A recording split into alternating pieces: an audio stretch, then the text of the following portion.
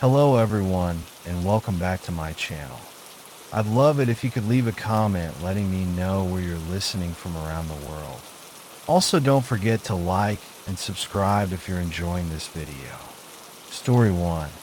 I remember it like it was yesterday. How I was scrolling through Craigslist late one night, aimlessly like I often did when insomnia set in. I wasn't looking for anything in particular. My mind was restless, and I just wanted to pass the time. It had been a long week at work, and I was exhausted, but something about that night felt different. The air was heavy, almost thick, as if the world was holding its breath. Then I saw it, a simple ad buried among the countless others. Free couch, you pick up. It didn't sound like much. Just a couple of lines, a vague promise of a free couch and a location.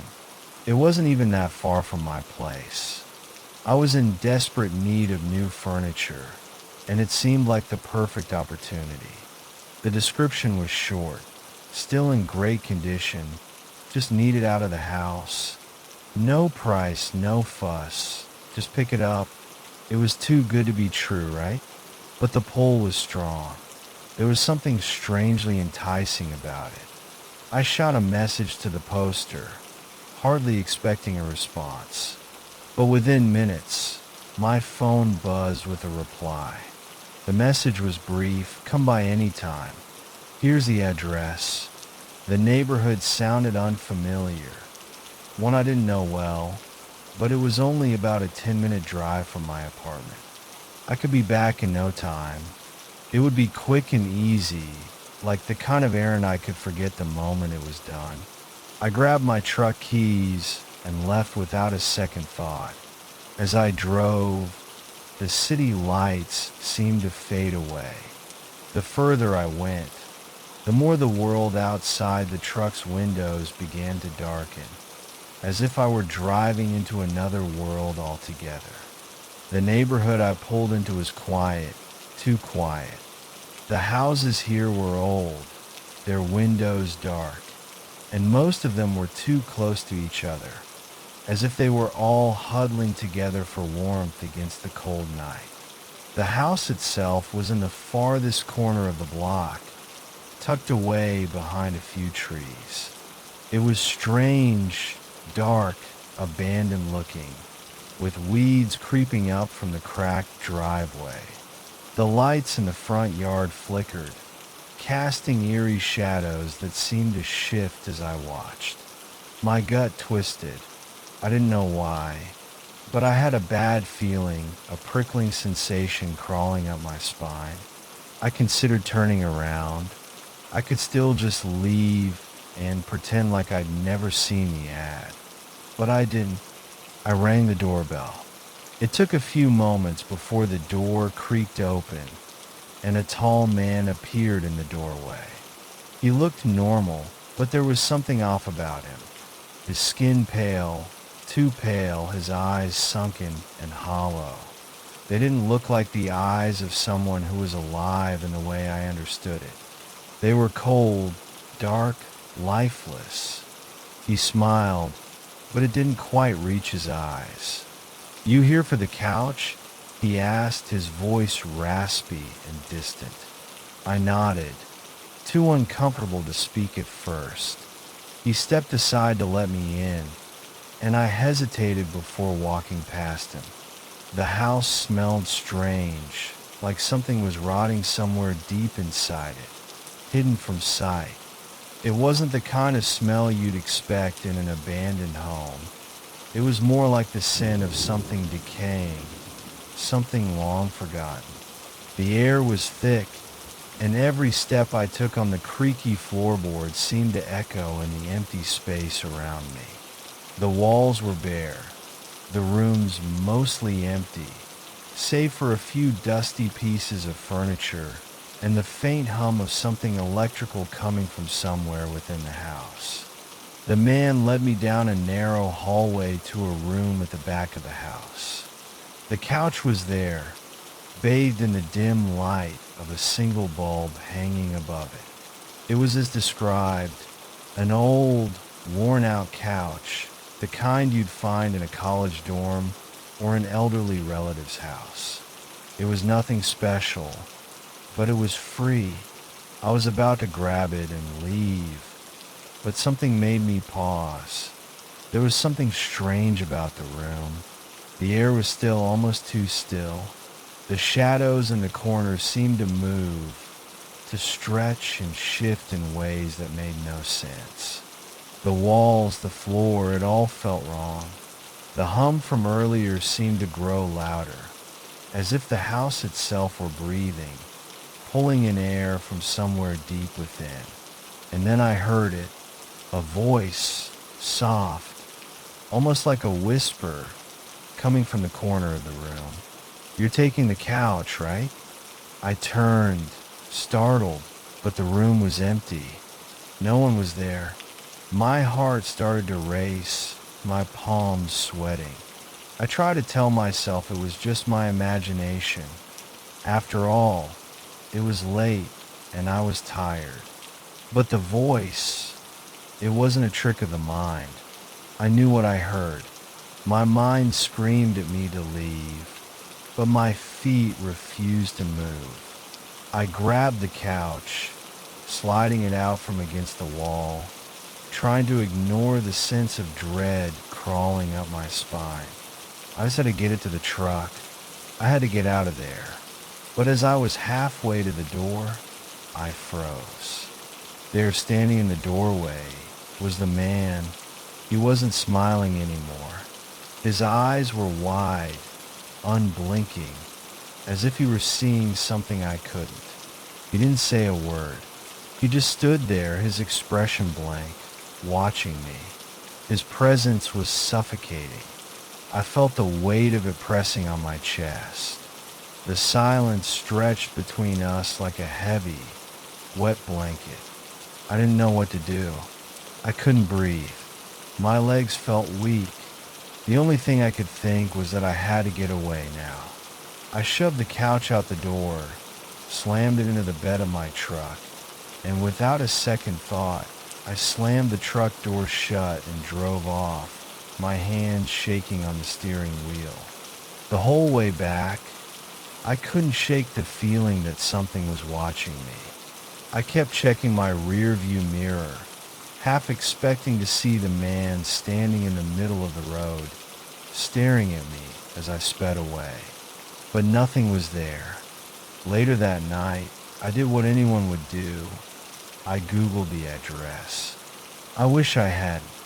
The house had a dark history, a gruesome one. Years ago, the family who lived there had disappeared without a trace. No one knew what happened to them, but there were rumors of strange happenings, of disappearances, of people who claimed to hear voices late at night coming from the house. Some said it was cursed, others said it was a portal, but no one ever went near the house after the family vanished.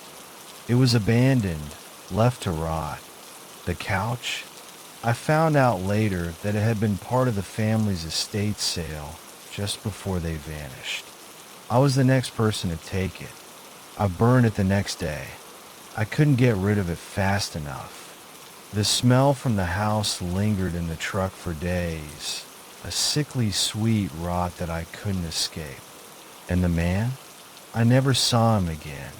But sometimes, late at night, I hear whispers from the corner of my room. Story 2.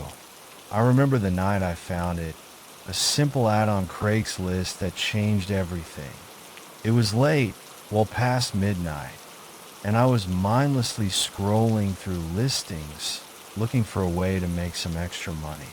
School had been kicking my butt lately, and I could use the cash. That's when I saw it.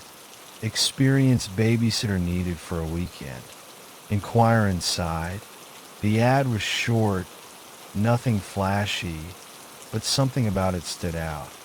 I clicked on it. The description was brief. A single mother needed someone to watch her young child over the weekend while she was out of town. She promised a good wage and strangely, mentioned that she preferred someone with experience. I didn't have much babysitting experience, but I'd done it for a few neighbors, so I figured why not. I called the number listed in the ad. The woman who answered the phone sounded eager, maybe too eager. Her voice was high-pitched and rushed, but friendly. She introduced herself as Lisa and asked me to come over the following evening.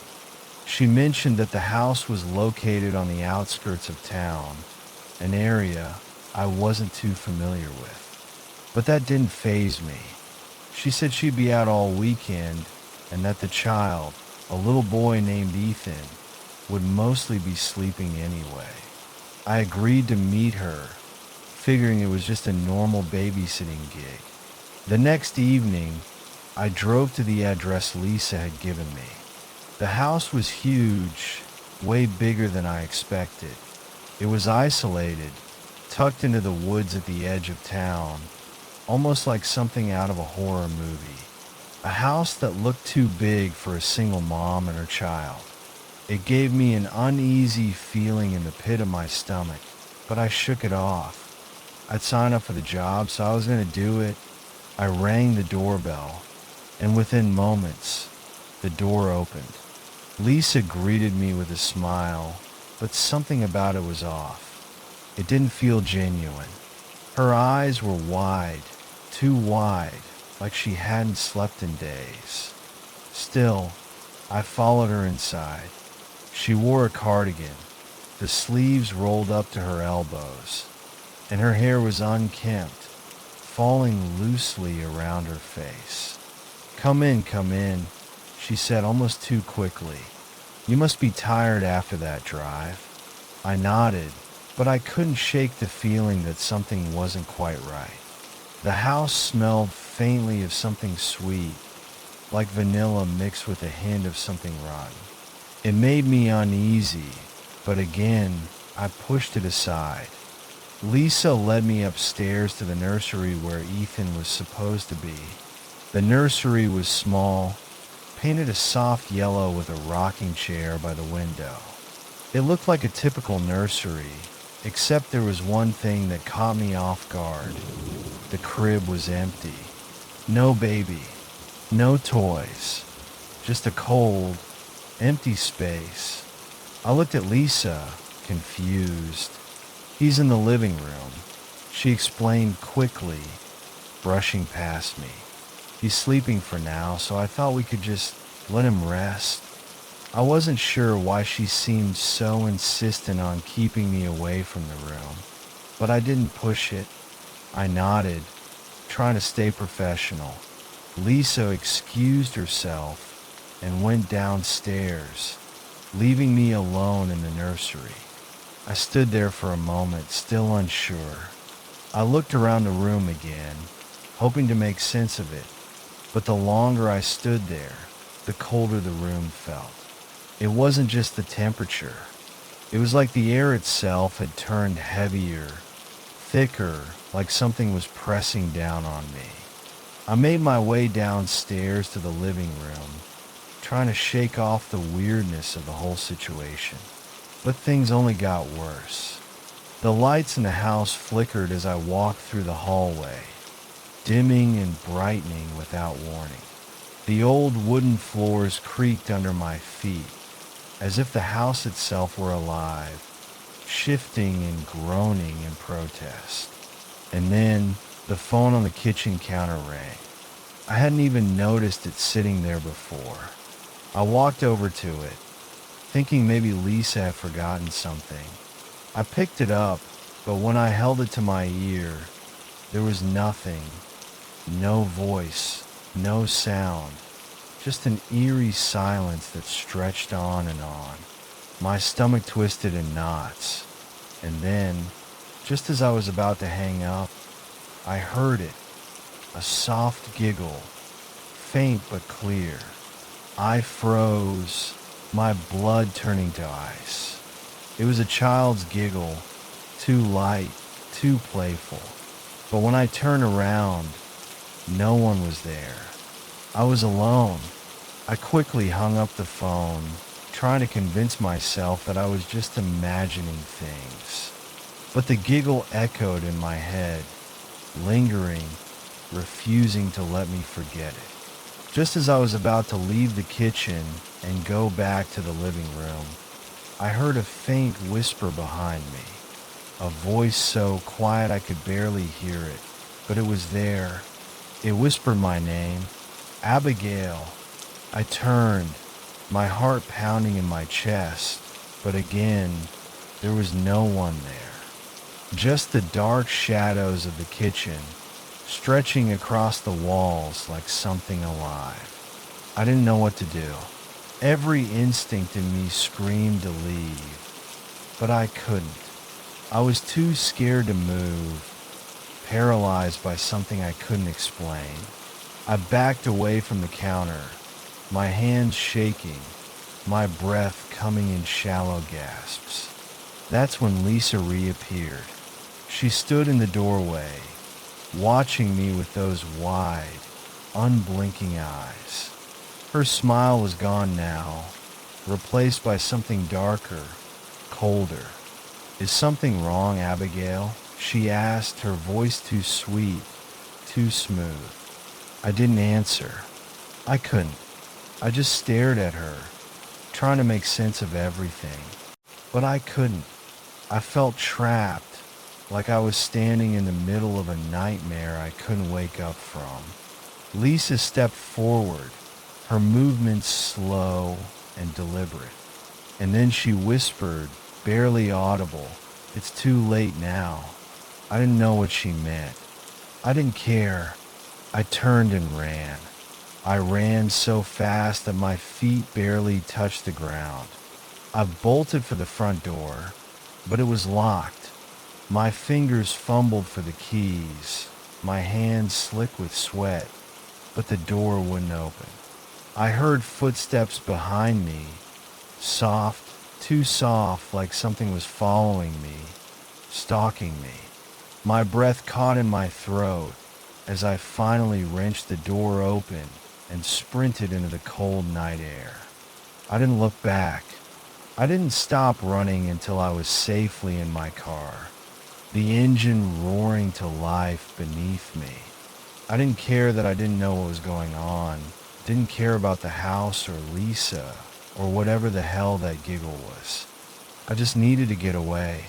The next day, I went online to check the ad again. I thought maybe I had imagined the whole thing. After all, the house had seemed normal when I first arrived. But when I searched for the ad, it was gone. Completely gone. There was no record of it, no trace of it anywhere.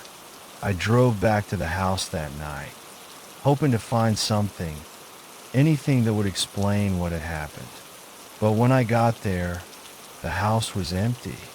The lights were out, and the yard was overgrown, like it had been abandoned for years. No one had lived there for as long as I could tell. And that's when I knew I had been the one who was lost, the one who had walked into a trap. I don't know who Lisa was, or why she wanted me there, but I know I'll never go near that house again. And sometimes, just when I think I've forgotten it all, I hear that giggle again. Faint, playful, and haunting. It reminds me that some things, some places, can never be escaped. Story 3. I was desperate. The kind of desperate where you do anything just to get out of your rut, even if it meant stepping into the unknown. It had been months since I lost my job, and the bills were stacking up faster than I could think. The constant pressure of overdue notices, calls from creditors, and a sinking feeling in my gut. I'd had enough. So, when I saw the Craigslist ad titled "Urgent Need for a New Team Member, Excellent Pay," my heart skipped a beat. It seemed too good to be true. A managerial position, with a salary that seemed almost too high for someone with my experience. Yeah, I clicked without a second thought. I figured it had to be a scam, one of those too good to be true opportunities that pop up every now and then.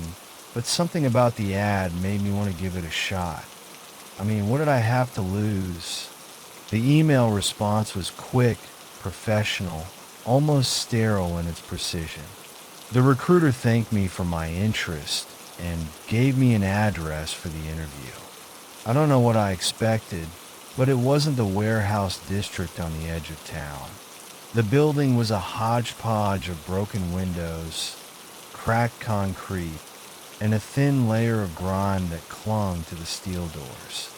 It wasn't the gleaming, modern corporate headquarters I had envisioned. In fact, it didn't look like a company building at all.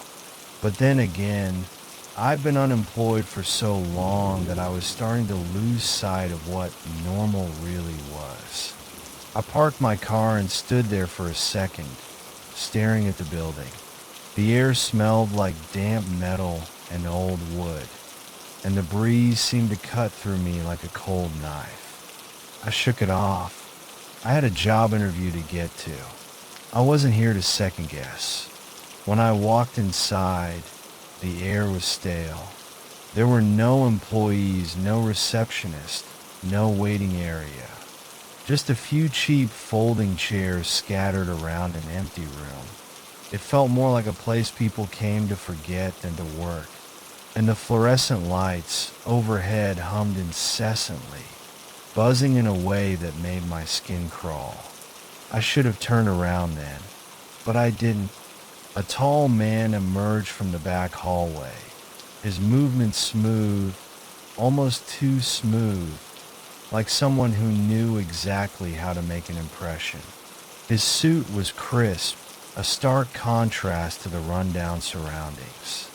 His smile was tight, his eyes too focused, like he was reading me before I even opened my mouth. I forced myself to return his smile, but it felt awkward, forced. "Come on in," he said, his voice deep, almost soothing. But there was something in the tone, something buried beneath the surface that sent a chill down my spine. I followed him down the long, narrow hallway. The sound of my footsteps echoed in the empty space, a rhythm that felt like it was being measured. We stopped in front of a door at the end of the hall. He opened it without a word and gestured for me to enter. Inside, the room was sterile, bright white walls, a metal desk, a chair. There were no personal touches, no windows. It felt like a place where time didn't exist, where people came to be forgotten. He sat behind the desk, his hands folding neatly in front of him. I took the chair across from him, trying not to feel the weight of the silence that pressed in around us. "So," he began, his smile never fading, "I'm glad you could make it. Let's talk about the position." He asked the usual questions at first, my background, my experience, why I thought I'd be a good fit. But the more we talked, the more uncomfortable I became. There was a strange intensity in his gaze, a sort of probing that made my answers feel inadequate. But I pressed on, desperate for this job. Then he asked a question that made my stomach turn. "Where did you grow up?"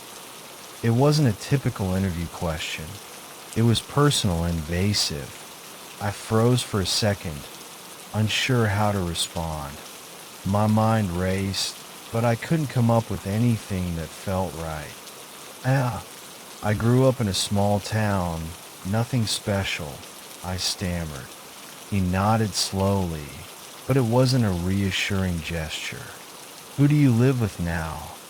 I tried to brush it off, thinking maybe he was just trying to make small talk, but his eyes bore into mine like a searchlight.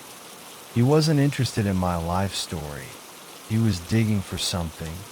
I could feel it in the pit of my stomach. This wasn't an interview. It was an interrogation.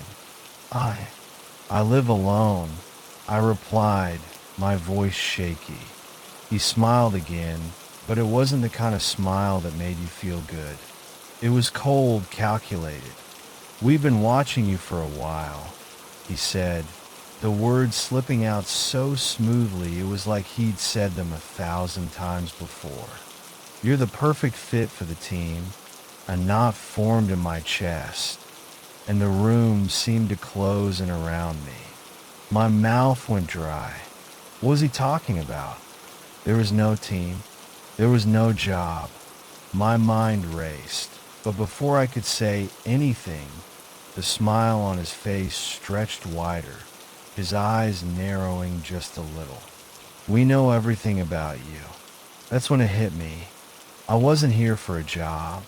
I wasn't here for anything I thought I was. This was a trap, a slow, deliberate trap. I had walked right into it, like an idiot.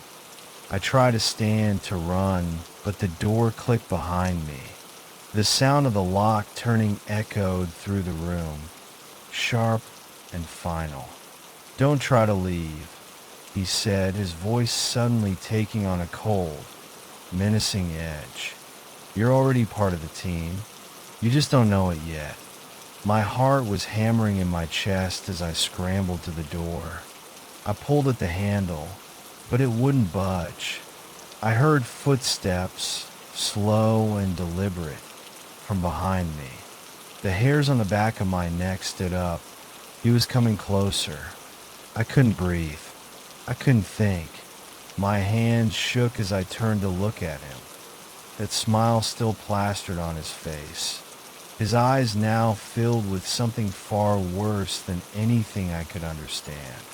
It wasn't just madness. It was something else. And then, just as the door to the hallway creaked open, I ran. I didn't stop. My legs felt like they were made of lead, but I pushed myself forward through the dark, empty corridors, down the hall, my breath ragged, my pulse pounding. Finally, I reached the window at the end of the hallway. Without a second thought, I broke it. The glass shattered with a deafening crash, but I didn't care. I climbed through the jagged shards, scraping my arms and legs, but I didn't stop. I stumbled into the parking lot, gasping for air, looking over my shoulder. The building behind me was silent, but I could feel the eyes of the people inside, watching me, waiting. I jumped into my car, heart still racing, and drove as fast as I could, not looking back. But as I neared the end of the street, I saw it. Figures standing in the windows of the building, staring down at me. They were waiting, still watching. When I got home, I sat in front of my computer, shaking. I did some research on the address. The building had been abandoned for years. The company? It didn't exist. There were no records, no website, nothing. But I knew, in the deepest part of my gut, that I had narrowly escaped something far worse than just losing my job. The offer wasn't real. The job wasn't real. But something or someone was real, and they were still watching. I never went back to that Craigslist ad, and I never will.